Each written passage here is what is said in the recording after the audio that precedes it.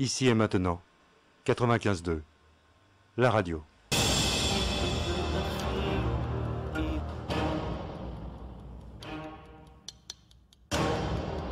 Vous avez la parole. Appelez et parlez au 08 90 37 38 38. On vous écoute dans le monde entier. Pour envoyer ces messagers, Jésus, Socrate ou Siddhartha, Marie, Krishna, Zarathustra, tout en Camon, Robin des Bois, chacun son tour conduit la danse.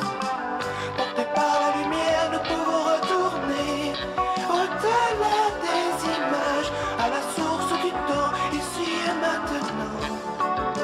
Ici et maintenant. Ici et maintenant.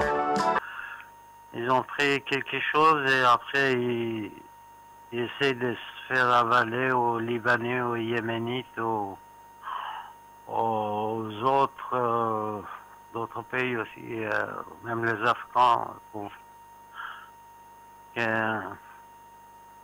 qui au nom de soi-disant quelque chose qui n'est même pas de leur origine, ils se battent à ce nom-là. Mais moi, enfin oui, je pense comme vous, je crois que c'est fini pour... Le temps est venu, normalement, aucun régime ne peut sauver plus que 40, 50 ans, plus que ça, c'est impossible. Mais avec aujourd'hui, c'est devenu très compliqué avec tous ces problèmes de évolution de l'intelligence artificielle, surveillance partout, et puis chaque pays il a ses intérêts là-bas.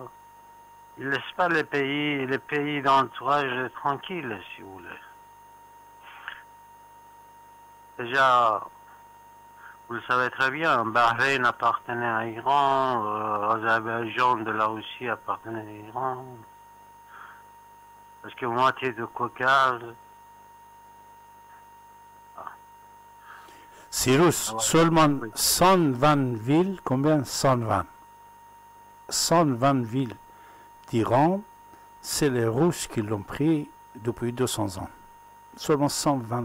Tous, ils sont persophones. Par exemple, même à Tadjikistan, Kazakhstan, Ouzbékistan, tous les pays qui c'était des provinces perses, même ils parlent actuellement perse. Et le peuple ne savent pas ça, ne réagit pas. Au moins, en solidarité culturelle et linguistique, je ne sais pas quoi, avec 22 pays qui sont autour d'Iran, c'est que selon la Bible et l'Ancien Testament, 140 pays de l'époque étaient sous la reine pas dictatoriale, c'est-à-dire ils n'ont pas attaqué d'autres pays. Il y avait des accords solidaires, c'est-à-dire les Égyptiens, ils viennent chercher la médecine en Iran, à l'époque, etc., etc. Oui, tu as tout à fait raison, Cyrus, tu as tout à fait raison. Oui, l'Arménistan, il était un pays indépendant, mais il était une sorte de confédération de l'époque, si vous voulez. Il y a des milliers d'années, c'était comme ça. Ils étaient sous les mêmes, si vous voulez, s'il y avait une guerre quelque part en Arménie ou en Syrie ou même l'Israël aujourd'hui, ou c'était l'Iran, enfin pas l'Iran, mais je veux dire, le roi il envoyait ses hommes pour protéger ce pays. Et le pays lui-même, il était indépendant. Comme en fait, les fédérations d'aujourd'hui de l'Amérique. Et c'était il y a 3000 ans. Voilà. Bravo, bravo. Ce que tu viens de dire est très intéressant, parce que tu sais, nous avons le roi Mage. Le roi Mage qui vient sauver Jésus, et qui vont financer Jésus avec sa mère Joseph sortir. On dit roi Mage. C'était 3. Et le 3, c'était 3. C'est le roi Mage, c'est le roi Moran et Zartoshti. C'était des Perses.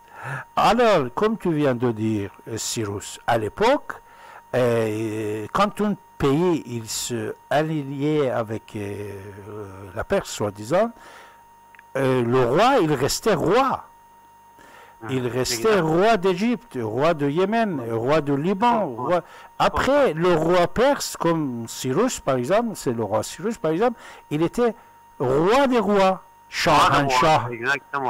Pourquoi on dit Shahanshah? Voilà. Pourquoi on dit Shahanshah? Shahanshah, ça veut dire roi des rois.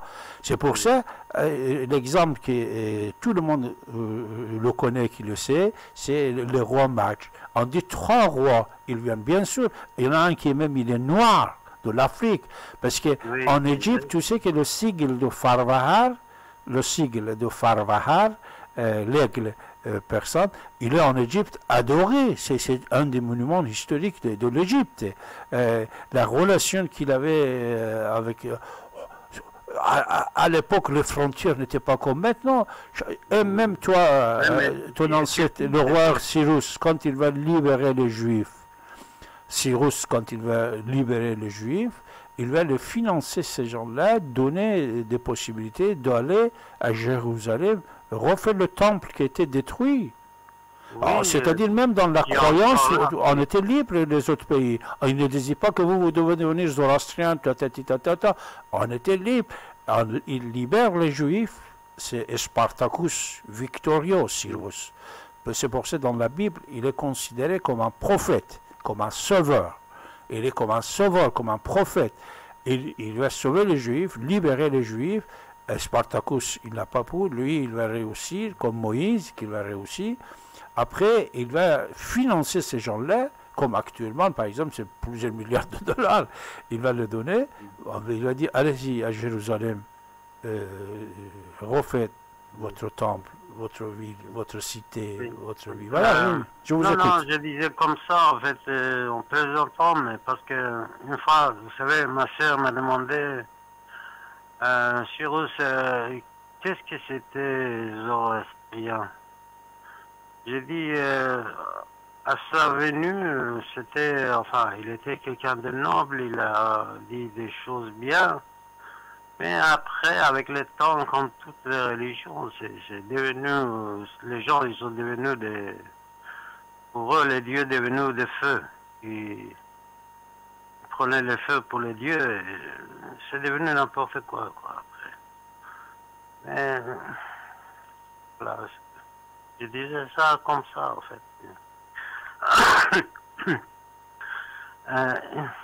C'est dommage, elle m'a envoyé un bouquin de Gilgamesh, je l'ai donné à un ami. Je voulais vous envoyer, mais il a pris. C'était très très intéressant parce que Gilgamesh, il parle de son époque qui est, après ce que l'écrivain a écrit, ça monte à 8000 ans. Et puis vous reconnaîtrez beaucoup de mots anciens à la vie, si vous voulez. Parce que justement, vous savez, Bouddha, il parlait Pali. Hein. C'est Pali, c'est pas Pahlavi. Mais bon, après on l'a changé en Pali. Bouddha, il parlait en langue Pali. Et dans cette Gilgamesh, il parle l'histoire de lui-même qui va courir après un animal pour le tuer, pour le manger et tout ça. Il n'arrive pas, l'animal il va jusqu'à Liban, parce qu'ils disent pas Liban, mais ils disent pays de cèdre. Le pays de cèdre, il va jusqu'à là-bas. L'histoire, c'est comme ça parle de ça. Mais après, une fois vous regardez bien, vous voyez qu'ils disent la même chose que le Bouddha a dit à son époque, après, 5000 ans après. C'est-à-dire, vous courez après les choses que vous croyez que vous avez besoin, que vous n'avez nullement besoin, en fait. Les choses pas très indispensable pour la vie.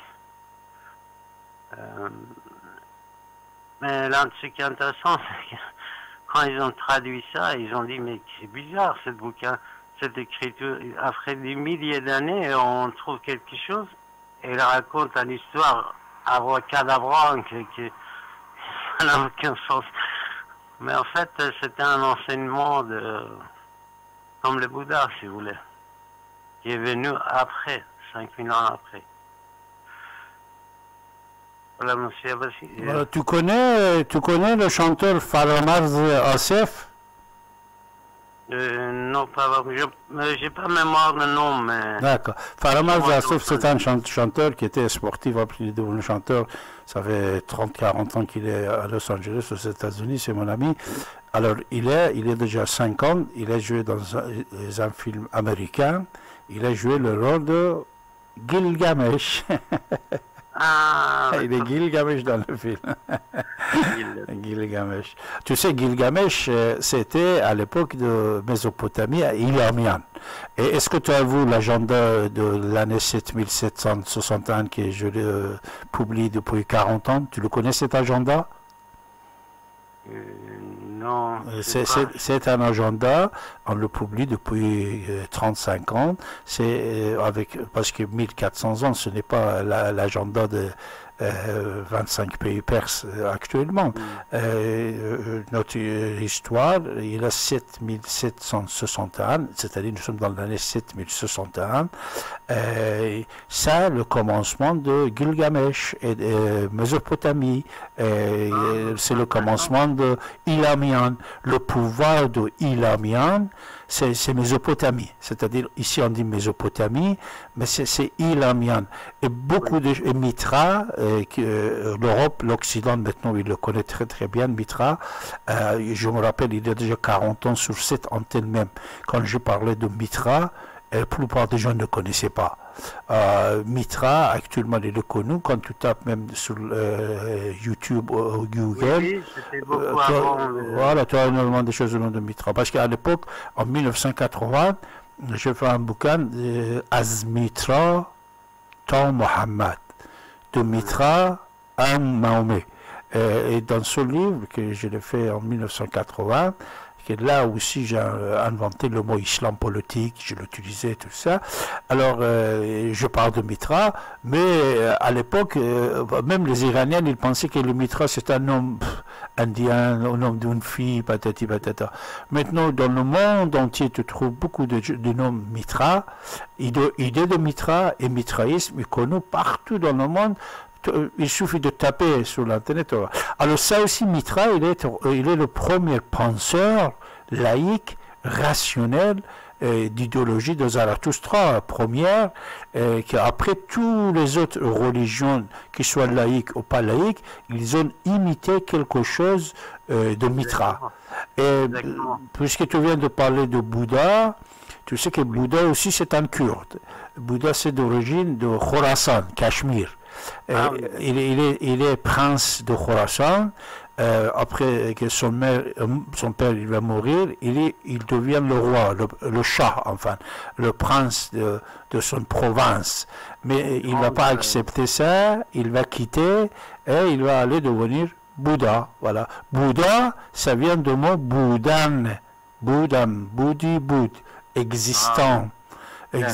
Existentialisme de Jean-Paul Sartre, et quand il parle d'existentialisme, c'est une empreinte de Bouddha.